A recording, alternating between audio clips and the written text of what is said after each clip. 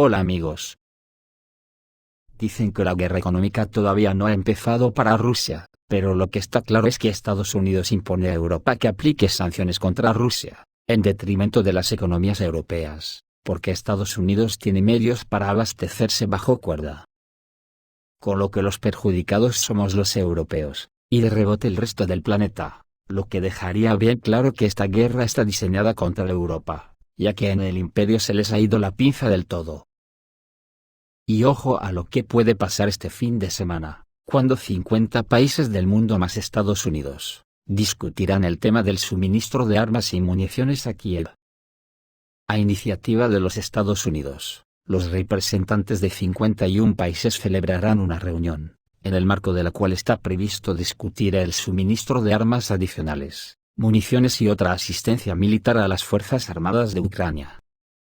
La discusión sobre el tema de proporcionar armas adicionales a Ucrania se llevará a cabo en Bruselas, mientras que la probabilidad sigue siendo extremadamente alta de que la cantidad de países que proporcionan armas ofensivas pesadas a Kiev aumente significativamente.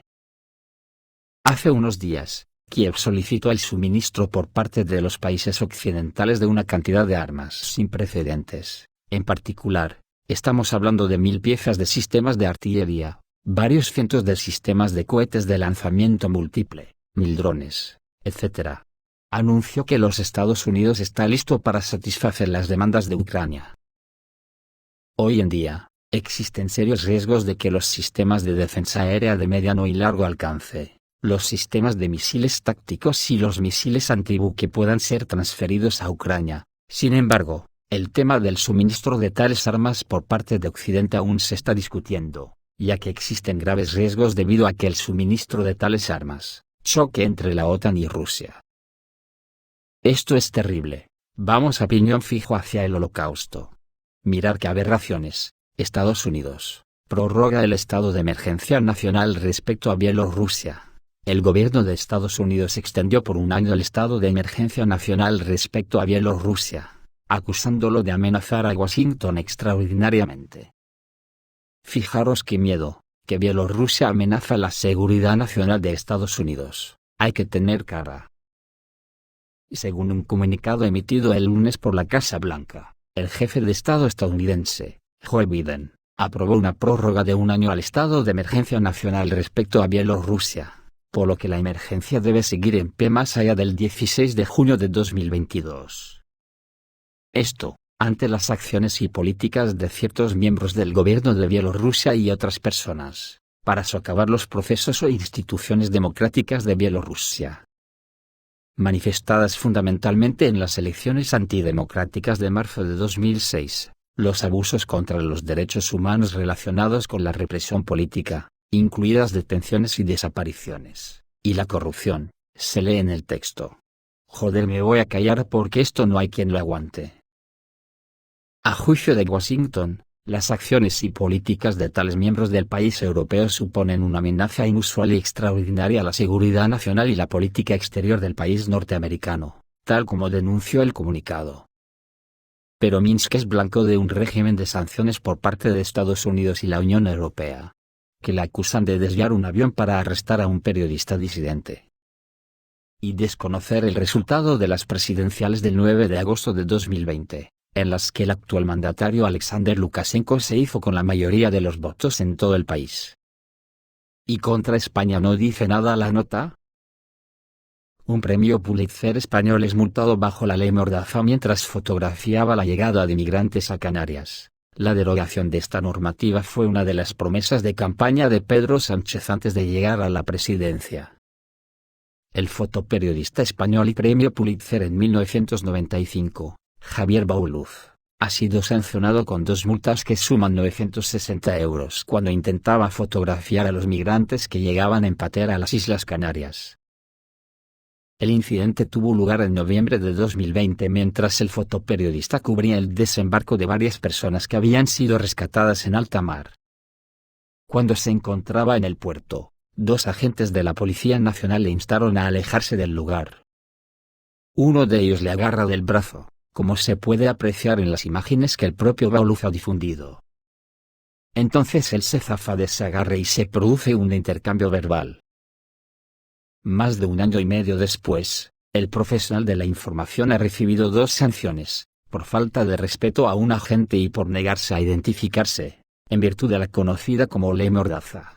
Una normativa que habilita a la policía a imponer sanciones sin contar con tutela judicial con la única prueba del testimonio policial.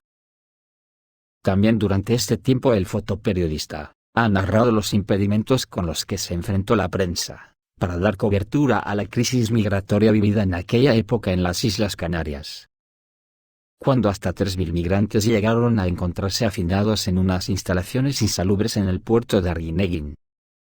Y les llaman democracias occidentales basadas en reglas. Y resulta que la Unión Europea llamó a todos los países a no comprar cereales a Rusia, siguiendo el juego de Estados Unidos. Occidente no abandona los intentos de infligir hambre global al planeta. La Unión Europea llamó a todos los países a no comprar grano ruso, ya que supuestamente podría exportarse desde Ucrania.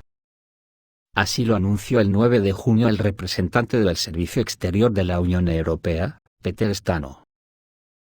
Ante esto, el gigante gasístico Gazprom de Rusia ha anunciado una disminución de gas a Europa y subrayó que suministra hasta 100 millones de metros cúbicos diarios. En un comunicado emitido este martes en Telegram, Gazprom ha informado que reducirá en un 40% el volumen de gas que suministra a la Unión Europea por el gasoducto Nord Stream. La decisión ha sido tomada debido a que la compañía alemana Siemens, que se sumó a las sanciones de Occidente contra Moscú, aún no le ha devuelto el equipo técnico utilizado para bombear el gas, que se encontraba en reparación, se lee en el texto. En estos momentos garantizamos un nivel de suministros de gas por el gasoducto Nord Stream, de hasta 100 millones de metros cúbicos diarios, de los 167 millones de metros cúbicos de gas diarios planificados. Como consecuencia de la decisión de Gazprom, el precio del gas en Europa se ha disparado, de manera que, el precio de los futuros con suministro en julio en el mercado neerlandés TTF ha subido a 94,77 euros por megavatio hora. O lo que es lo mismo, casi $1.000 por 1.000 metros cúbicos, lo que supone un aumento de más del 13% en comparación con el día anterior, conforme a los datos de la bolsa del Intercontinental Exchange de Londres. El grupo tecnológico e industrial alemán Siemens anunció a mediados de mayo su salida del mercado ruso, como resultado de la operación militar de Moscú en Ucrania y los embargos antirrusos, y comenzó a suspender sus operaciones y actividades industriales. Rusia y Occidente siguen sin poder superar las tensiones, agravadas por la operación rusa, por lo que, países occidentales vienen imponiendo, desde entonces, una serie de sanciones a funcionarios, empresas, sectores económicos y gas ruso. Sin embargo, el país euroasiático ha advertido una y otra vez que el rechazo al gas ruso perjudicará a los países europeos, mientras que beneficiará a Estados Unidos. Que por cierto, Estados Unidos estaría promoviendo silenciosamente la compra y el transporte de los fertilizantes rusos. El paso se debe a que los temores a las sanciones contra Moscú disminuyeron notablemente los suministros, disparando los precios de los alimentos en todo el mundo, según informa Bloomberg. El gobierno de Estados Unidos estaría instando silenciosamente a las empresas agrícolas y navieras a aumentar las compras y el transporte de fertilizantes rusos. Después de que los temores a las sanciones impuestas contra Moscú hayan disminuido notablemente los suministros, desencadenando a su vez el disparo de los precios de los alimentos en todo el mundo, reporta Bloomberg citando a personas familiarizadas con el asunto. El medio precisa que el paso forma parte de negociaciones que involucran a las Naciones Unidas y persiguen el objetivo de reimpulsar la exportación de fertilizantes, granos y otros productos agrícolas desde Rusia y Ucrania, tras su interrupción a causa del conflicto. Además, el hecho de que Estados Unidos y muchos países de la Unión Europea hayan introducido restricciones comerciales contra Moscú, ha resultado ser otro factor clave en este asunto, ya que a pesar de la existencia de exenciones en las sanciones para los fertilizantes, muchas empresas optaron por evitar comprarlos por temor a que ello pudiera infringir las nuevas normas. A su vez, las compañías navieras continúan extremando sus precauciones a la hora de operar en el Mar Negro, tanto por las sanciones, como por cuestiones de seguridad. Según los expertos de la industria, se necesitará un trabajo más intenso por parte de la comunidad internacional para estabilizar la situación. En este contexto, Rusia, el principal proveedor de fertilizantes del mundo, ha experimentado una disminución del 24% en las ventas del producto en 2022. Ahora los funcionarios estadounidenses, que supuestamente no esperaban tal desenlace, buscan la manera de volver a impulsar este comercio. Las fuentes del medio indicaron que Washington envió a un representante a Moscú para participar a principios de este mes en unas conversaciones encabezadas por las Naciones Unidas, dirigidas a abordar el problema de los suministros, ya que se teme que la escasez actual de fertilizantes podría afectar de manera grave a las cosechas del próximo año. O sea que Estados Unidos obliga a los demás a cumplir las sanciones y ellos bajo cuerda compran todo lo que pueden, riéndose de la Unión Europea, a mandíbula batiente. Y ya veremos lo que pasará cuando Rusia comience una guerra comercial de verdad, bloqueando las ventas a Occidente de las demás materias, siendo la más importante el uranio enriquecido para centrales nucleares, que podrían paralizar Estados Unidos. Porque aquí hay dos guerras encarnizadas, la militar y la económica, y ya vemos cómo en esta partida, los primos somos los europeos.